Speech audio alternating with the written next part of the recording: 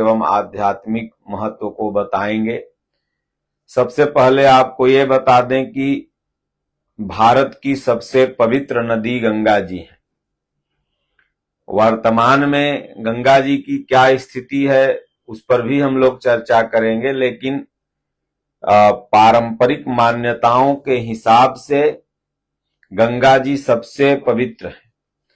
और नदियों को भारत में माता क्यों कहा जाता है इस पर भी हम लोग चर्चा करेंगे। जितनी भी नदियां हैं पूजनीय हैं और उन्हें मां का दर्जा दिया गया।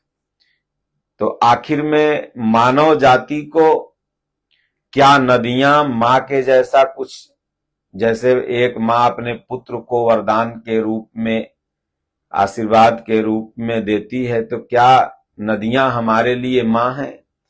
क्या अगर हमारे जीवन में नदी न हो, इस प्रकृति में नदी न हो, तो इस प्रकृति की कल्पना की जा सकती है? तो नदियों का बहुत योगदान है। इसलिए भारत में सनातन धर्म में जिस चीज का योगदान होता है उसे लोग भगवान, माता, पूजनीय का दर्जा देते हैं। तो भारत की सबसे लंबी नदी भी गंगा जी ही है।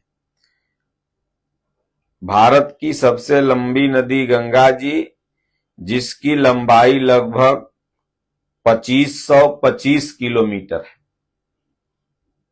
यानी 2525 किलोमीटर लंबी हैं। गंगोत्री से निकली हैं और गंगा सागर तक गई हैं घूमते घूमते।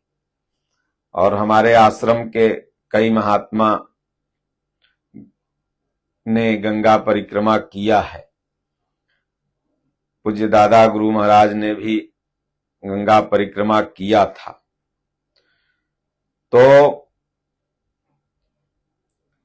गंगा दशहरा के दिन ऐसी मान्यता है